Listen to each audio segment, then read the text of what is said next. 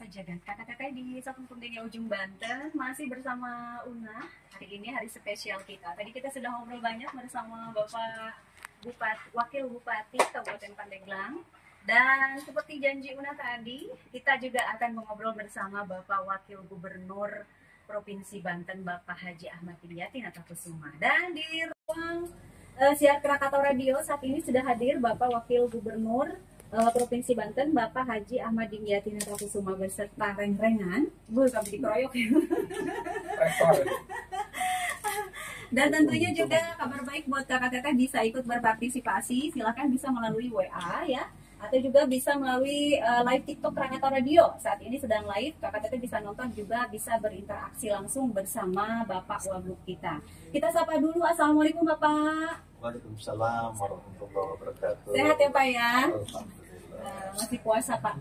Tapi makanya dikeroyok itu lagi puasa. Lagi puasa. Puasa berdua aja ya Pak.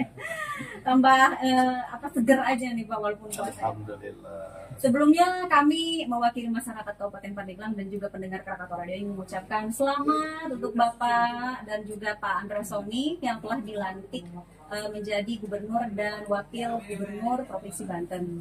Dan kami juga tentunya berharap semua program-program yang sudah di-share ke masyarakat itu bisa terrealisasi dengan baik. Dan tentunya juga kami berharap di Undang Basak Kemajuan Banten ke depannya.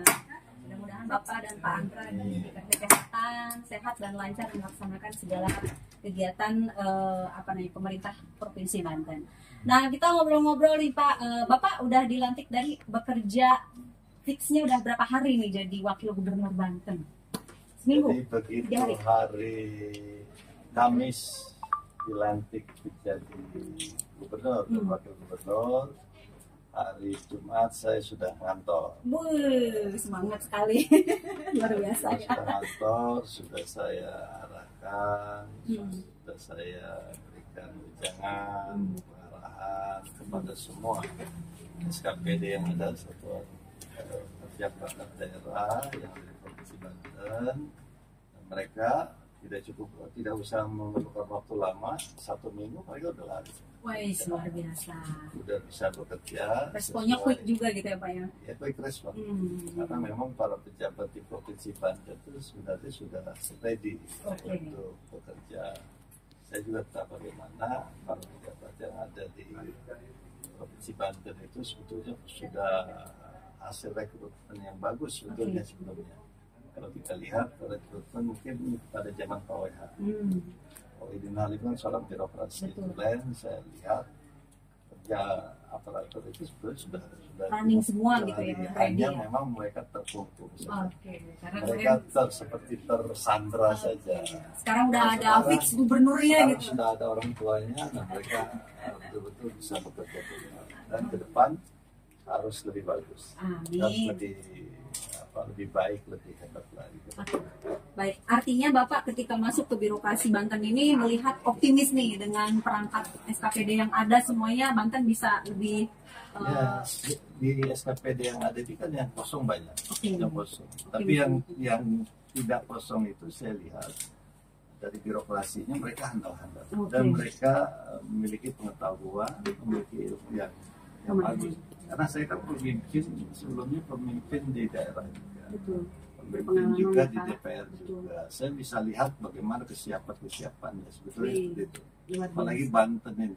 Ya, jadi lihat Banten begitu masuk hari Jumat, hari Sabtu, Minggu kerja tuh. Sabtu Minggu kerja, Senin apel, saya rapatkan barisan, bulatkan tekad, mereka betul-betul kompak dan memang bagus. Rata-rata birokrasi di Banten bagus, hanya tinggal diberdayakan. Yang tadinya hanya didominasi oleh 1 atau 2 orang saja, sekarang harus mereka bekerja semuanya. Jadi distribution of power-nya sampai ke bawah-bawah. Nah itu yang sehingga mesin ini bergerak semuanya. Problem yang ada sebelumnya di-tackle oleh 1 orang. Nah itu yang menurut saya miss ya, dalam agak lambat gitu ya Pak. Manajemen pemerintahan kurang bagus. Maka kita akan gerakkan semuanya sehingga Banten ini akan menjadi maju, Amin. adil, makmur, dan sejahtera. Oke. Yang pasti tidak korupsi. Nah, itu tagline-nya luar biasa, tidak korupsi ya.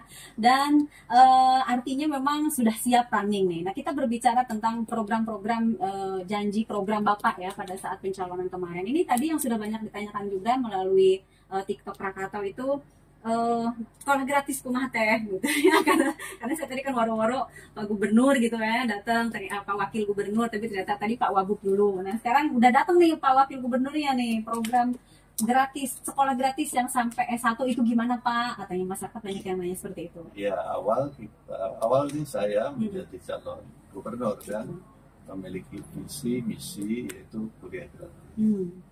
Jadi begitu dipadukan, kami membuat visi misi yang sama. Akhirnya diputuskan yang namanya sekolah gratis. Awalnya kuliah gratis, karena kuliah gratis itu kita lihat gapnya sangat tinggi sekali. Betul. Yang ada di provinsi Banten. Kita hitung wajar Dikdas 9 tahun. Terima kasih kepada Bupati, Wakil Bupati Kabupaten Pandeglang. Ternyata wajar Dikdas 9 tahun itu di Pandeglang itu hanya minus 1% saja. Hanya 1% yang tidak sekolah. Artinya sudah sangat bagus. SD SMP. Nah untuk tingkat SLTA ini persoalan di Banten ini. Ini sebanten juga. Sebanten. Jadi 1% itu di Banten. Ya kurang lah dari 1%. Itu berarti sukses. Wajar Dikdas 9 tahun. Nah, tinggal ya ke SMA. Begitu dihitung ke SMA, persoalannya kurang lebih 40% yang tidak sekolah. Jadi hanya sebanten, hanya 60% yang sekolah ke SLTA. Itu SLTA tingkatnya padahal. Maka inilah persoalan yang ada. Nah kalau lihat hasil data yang ada untuk kuliah, itu hanya 20% yang kuliah. 80%-nya nggak kuliah. Nah, ini kan persoalan gap yang tinggi. Nah kalau kita lari ke kuliah gratis, ini pun masih ada persoalan di SLTA, masih ada persoalan di SMA yang mana 40% tadi. Sehingga apa? Sehingga udah kita fokuskan kepada sekolah gratis. Jadi sekolah gratisnya sampai SMA dulu gitu ya Pak? SMA dulu, sekolah yang sampai SMA. Ya, maksudnya gratis gitu. Gratis itu sampai SMA. Supaya kita tuntaskan dulu di SMA yang 40% nggak sekolah itu. Nah, maka oleh sebab itu kita programkan itu, dan itu dimulai nanti di masa ajaran baru 2024-2025. Berarti di tahun masa ajaran baru yaitu di bulan Juli. Bulan Juli tahun ini berarti udah tahun ini. Dan itu kita lakukan refocusing. Karena sebelumnya di APBD tidak ada itu yang namanya untuk sekolah gratis itu. Nah sekolah gratis buat siapa? Buat swasta sebenarnya. Ini negeri memang sudah gratis. Maka ini merupakan kabar gembira buat sekolah swasta. Anggaran berapa yang sudah sekarang melakukan refocusing? Sudah sampai 140 miliar. Ini baru babak pertama, 140 miliar.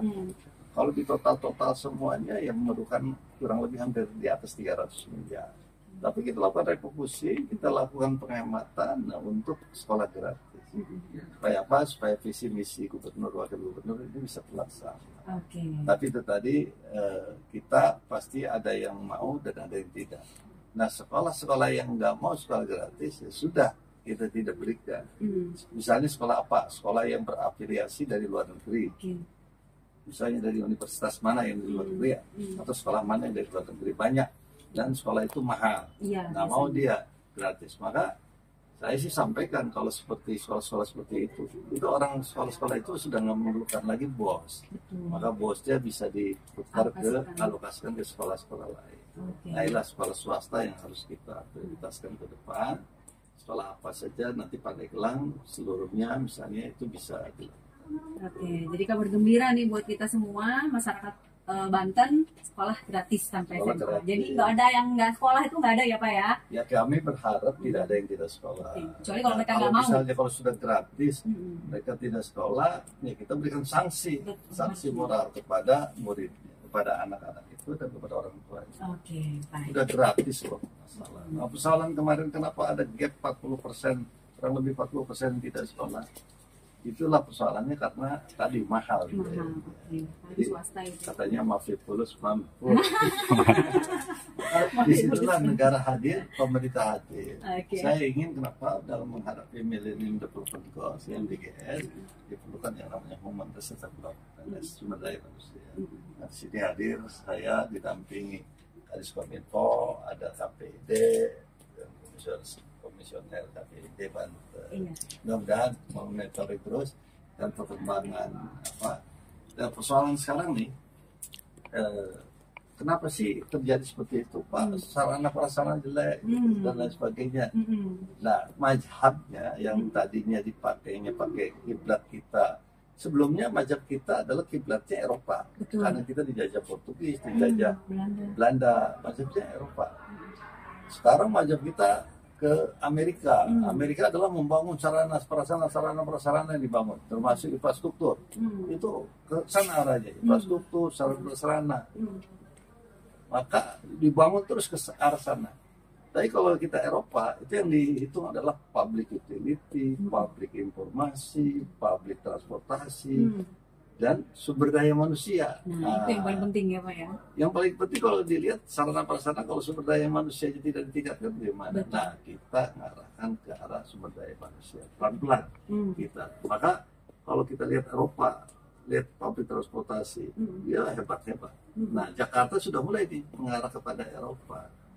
Jadi, supaya apa? Ada MRT, LRT, ada kereta api dan lain sebagainya. Jadi sudah mulai mengarah ke sana. Maka radio ini penting juga. Radio ini adalah public informasi. Nah, ini jangan sampai orang lewat telepon. Nah, kalau Amerika telepon. Iya, telepon. Semua orang punya telepon. Nah, kalau di zaman Belanda itu semua di rumah-rumah, satu rumah satu radio. Bisa ditonton sama-sama. Betul itu yang terjadi. Sekarang TV, radio sudah mulai orang sudah tidak tertarik lagi, orang tertarik dengan handphone. Semua lihat di handphone. Nah, persoalannya jadi individualistis. Betul. Nah, individualistis ini kita hindari di Banten. Supaya apa? Supaya kita ada kebersamaan. Oke, baik. Jadi kaitannya dengan sekolah udah gratis aman nih Pak. Nih untuk ngomongin Banten nih kita.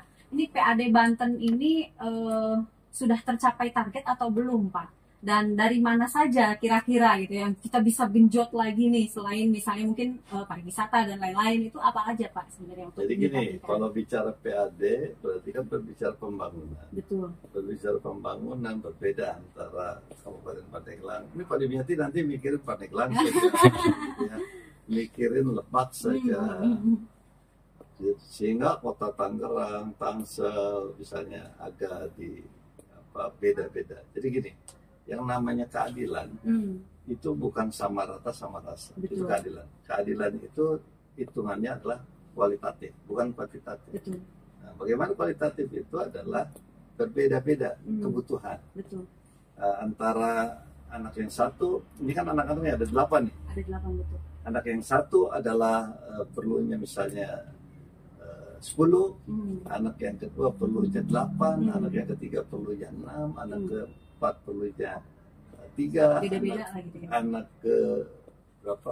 Ke-5 misalnya perlunya 1, anak ke-6 udah nggak perlu lagi, anak ke-7 lebih kaya dari orang tuanya. Kalau usah disupport. Iya, maka yang lebih kaya malah harus membantu kepada saudara-saudaranya, saudara-saudaranya, kepada orang tua kan udah mampu. Nah, maka kita prioritaskan yang fiskalnya rendah. Itulah keadilan. Jadi kita memberikan kepada daerah-daerah yang memerlukan.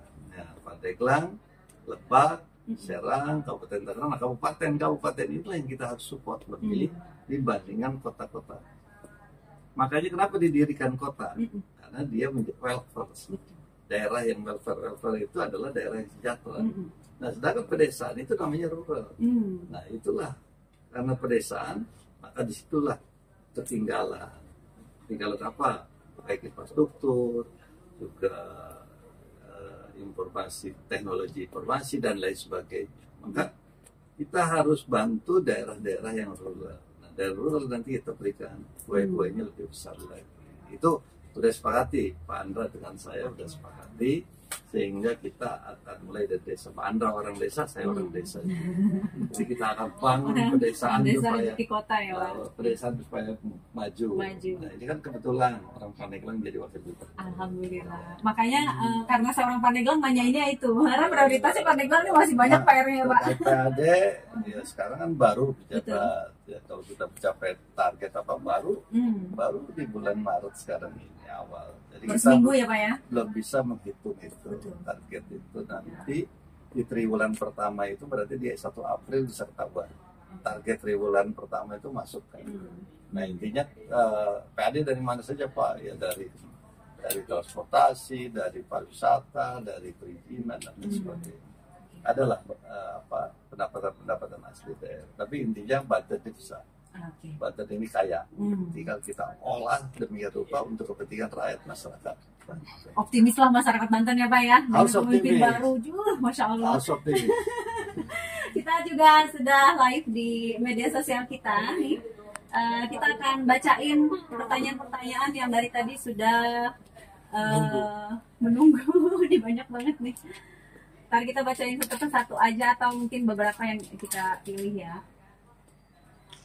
Dari Deden, Assalamualaikum Pak Wagub, tolong desa Kuta Mekar Kecamatan Sobang, jalan pelosok desanya dibangun ya Pak. Jalan di hari perangkat rusak lagi, bagus, nyahun, tau nggak dia Kak? Rek nanya apa, eta jalan Kabulagor, iraha channel rubahna. Wah ini banyak banget yang nanya masalah jalan ya.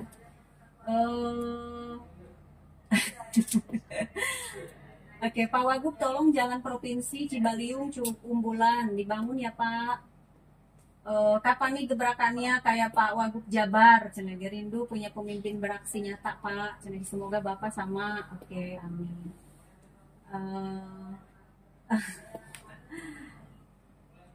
Pak bukannya udah gratis sampai SMA? Iya tadi ya sudah disampaikan ya kalau untuk negeri sudah gratis ya, ini untuk swasta. Pak Wagub perhatikan untuk infrastrukturnya dibenahi khususnya Kabupaten Pandeglang. Terus Bapak mudah-mudahan sesuai janjinya direalisasikan. Terus ada lagi ini Pak capek enggak minum dulu cenah. Oke. Pak jalan katanya jalan tol itu gimana? Oke, jalan tol. Mungkin segera bergerak Pak, cenah kita butuh orang yang cerdas. Oh ini banyak banget pokoknya ini yang nonton kita ratusan ya. Dipilih aja mungkin Bapak bisa yang tadi kaitannya dengan tol mungkin ya Pak. Ya, pertama puasa. Puasa suruh minum, nanti ada waktunya. Bapak capek cina minum heula. Ada waktunya. Semua ada timingnya. Betul. Jadi ada buka puasa, ada sholat juga sama, ada waktunya. Maka hidup ini harus betul-betul gradual dengan waktu. Waktu juga ada habis. Maka harus betul-betul berpacu. Supaya apa? Supaya kita bisa terus sehat. Puasa ini sehat sebetulnya. Kenapa? Karena mesin dalam perut tidak terlalu kencang geraknya dibandingkan tidak puasa. Maka manfaatkan bulan Ramadan ini bulan yang penuh rahmat, bulan yang penuh berkah, bulan yang penuh maghfirah. Manfaatkan dengan silaturahmi ini. Dan saya juga mengucapkan terima kasih kepada Krakatau bisa menampung informasi dari masyarakat tadi dicatat, nanti dikumpulkan, kirimkan ke Kadis Kominfo untuk didistribusikan ke dinas-dinas terkait, apa ke Disdik atau ke PPR, PRKIM, LH dan lain sebagainya. Hingga kalau ada WA, ada informasi seperti itu, segera kita lakukan kerjasama, forward langsung lakukan kerjasama supaya kita perlu yang namanya mata, kuping, telinga yang bisa sampaikan. Di antaranya adalah radio. Ya. Jadi Radio Krakatau bisa menjadi penghubung, penyambung lidah masyarakat untuk provinsi Bandung. Apalagi intinya orang Papua. Ya, terus terkait dengan jalan tol, kemarin alhamdulillah sudah dikunjungi oleh Pak Wapres. Mudah-mudahan dalam waktu dekat tahun ini kita berharap sudah bisa selesai. Doakan mudah-mudahan selesai dan bisa digunakan, yang bisa diresmikan. Target memang bulan Oktober kalau misalnya. Oktober tahun ini itu diresmikan. Mungkin itu jalan tol nunggu dibiati dilantik. Bener. Stay tune dulu. Dan di sini ada Ibu Dewi juga dengan Pak Igi di support supaya mereka bekerja bisa maksimal. Intinya Banten, insya Allah dengan adanya Banten, masyarakat akan lebih baik lagi di tahun ini. Ke depan akan lebih bagus lagi dan lebih sejahtera. Walaupun di masa sulit sekarang ini. Ini masanya masa pemangkasan, efisiensi, dan juga refocusing. Terus ini Pak yang lagi viral sekarang nih kaitannya dengan dilarangnya ada beberapa di daerah Jabar ini kan akhirnya merembet juga ke Banten ya, dilarangnya study tour ke luar daerah, terus juga kayak wisuda anak-anak TK dan SD gitu ya. Nah ini Bapak sendiri dengan Pak Gubernur seperti apa kebijakannya untuk Banten sendiri? Kalau untuk TK, SD, SMP itu di Bupati dan Wakil Bupati. Saya minta Bupati, Wakil Bupati, Wali Kota, Wakil Wali Kota jangan sampai harus mengeluarkan yang namanya instruksi, jangan sampai ada study tour ke luar daerah. Ya. Nah kalau untuk SMA, SMK tidak boleh ada study tour keluar Banten, karena itu akan memberatkan yang namanya orang tua. Tambah lagi sekarang sikon cuaca, sikon jalan juga, sikon keuangan juga Pak, sikon keuangan, sikon efisiensi. Tapi artinya sudah dibuat kebijakan dan Kadisdik sudah mengeluarkan surat edaran dilarang untuk study tour keluar Banten. Kalau misalnya Pandeglang ke Carita boleh gitu ya? Boleh. Kalau untuk TK SD, kalau SMA dari Lebak ke Pandeglang boleh, dari Tangerang ke Pandeglang boleh. Tapi kalau keluar Pandeglang nggak boleh. Tambah lagi kan tidak menguntungkan buat masyarakat Pandeglang. Multiplier efeknya bagaimana beruntung untuk Pandeglang. Terus juga kita sekarang ini kan sedang ada banyak musibah, ada banjir, ada longsor, seperti di Labuan juga ada. Nanti kita akan bantu untuk korban banjir. Kita akan bantu.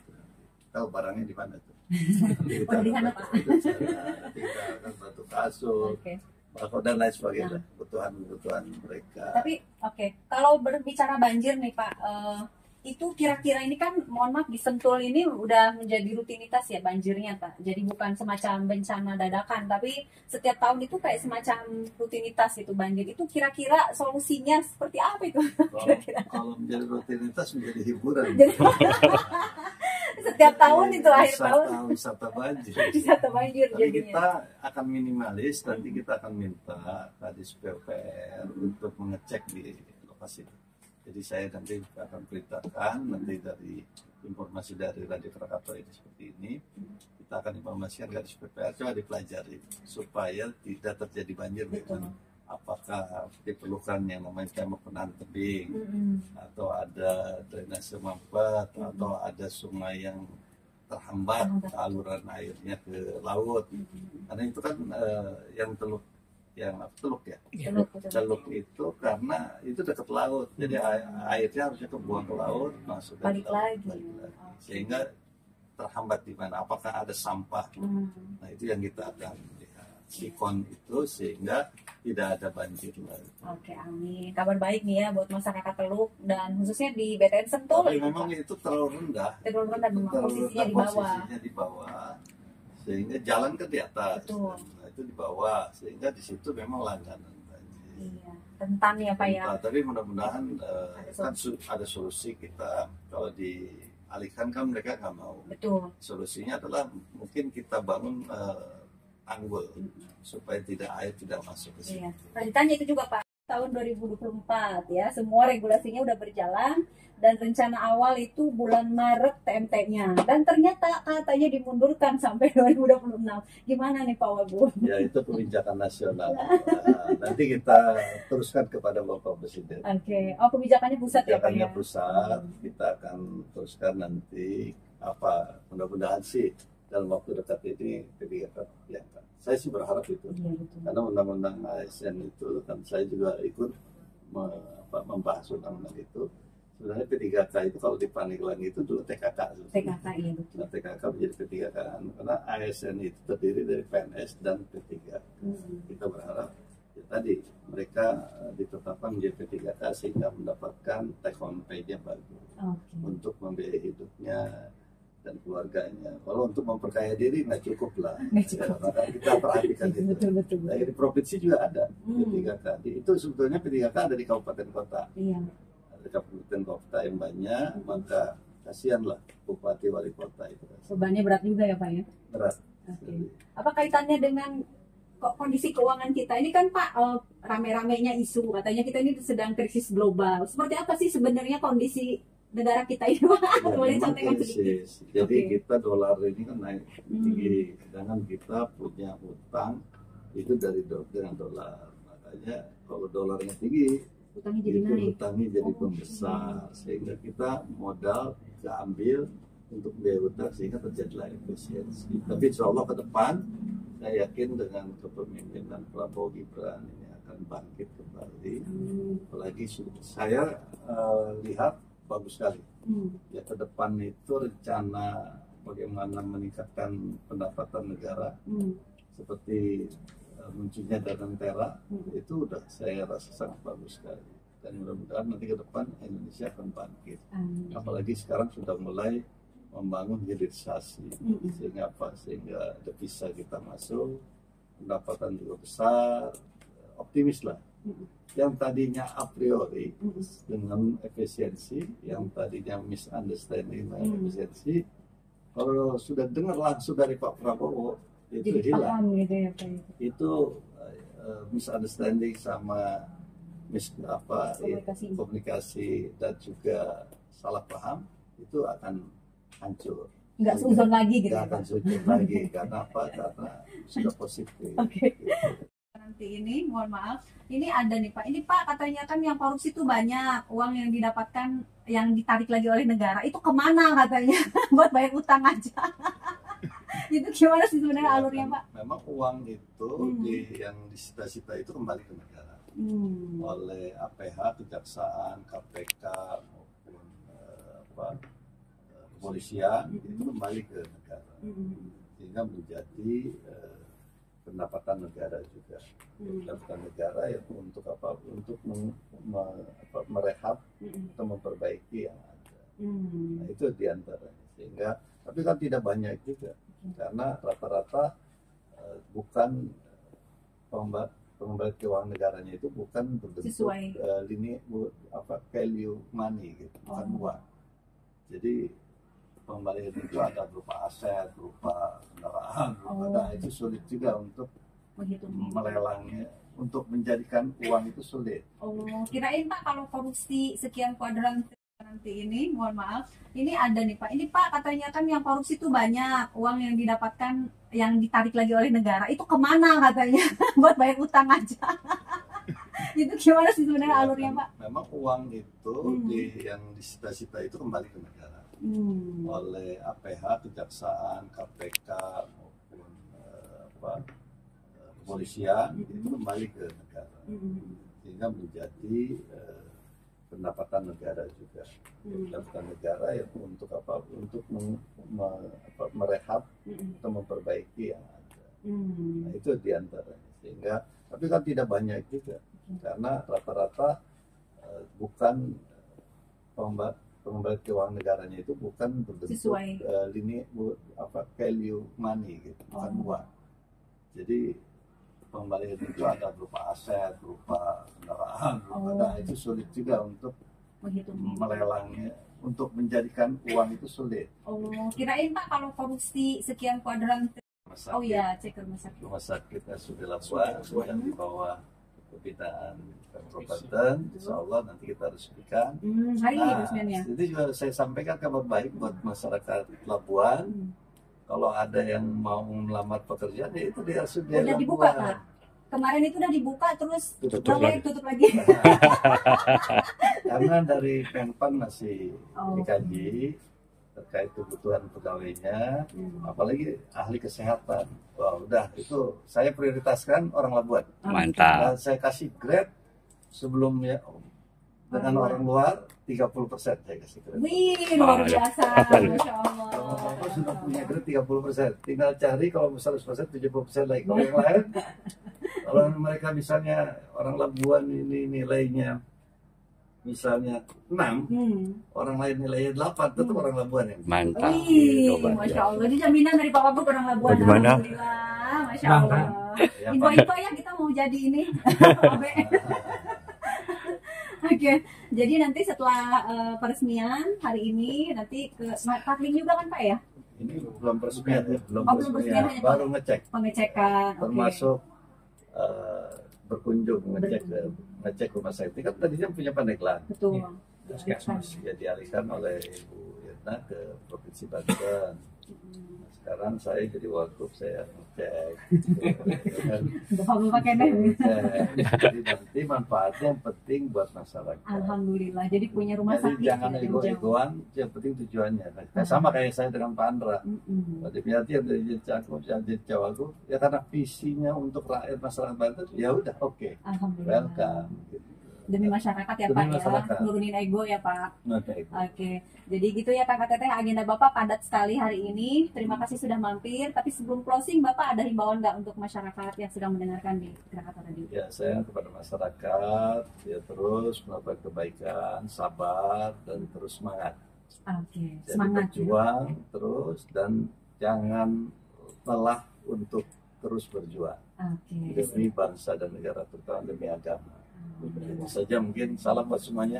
Ya Pak, Ya, terima kasih banyak. wassalamualaikum warahmatullahi wabarakatuh. Waalaikumsalam warahmatullahi wabarakatuh. Demikian Kakak Teteh obrolan kita bersama Bapak Wagub ya.